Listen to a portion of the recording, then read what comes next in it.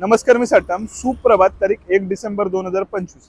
एक सर्वात मोठा प्रश्न माझ्या मनात कायमच राहिलेला आहे, तो म्हणजे बलबीर पाशाला एड्स झाला होता का? कब हो गया ये? याबद्दलचं उत्तर माझ्याकडे तरी नाहीये, पण एक गोष्ट मला नक्कीच माहिती आहे.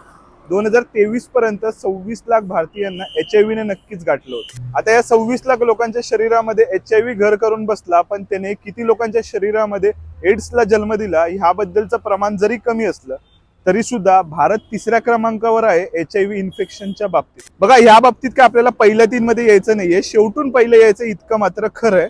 तर त्यासाठी आपल्याला सुरक्षित संभोग आणि क्लिनिकल गोष्टींच्या बाबतीत खूप जास्त सतर्कता बाळगावी लागणार आहे, जेणेकरून हे जे 26 लाखाचा जो आकडा आहे ना, तो कमीवर येईल आणि आपण शेवटून पहिले येऊ. तर संभोगाच्या बाबतीत कॉन्डम वापरायला बिलकुल विसरू नका आणि ब्लड ट्रान्सफ्युशन किंवा एकंदरीत ब्लड डोनेशनच्या वेळेला क्लिनिकल गोष्टी कशा प्रकारे वापरल्या जात आहेत, त्या बरोबर आहेत की नाही, स्वच्छ आहेत की नाही आणि नवीन आहेत की नाही ह्याबद्दलची खातरजमा बाळगायला बिलकुल विसरू नका. आज तारीख 1 डिसेंबर 2025, जागतिक एड्स दिवस. सर्वांना एक विनंती असेल, संभोग करताना सुरक्षितच संभोग करा.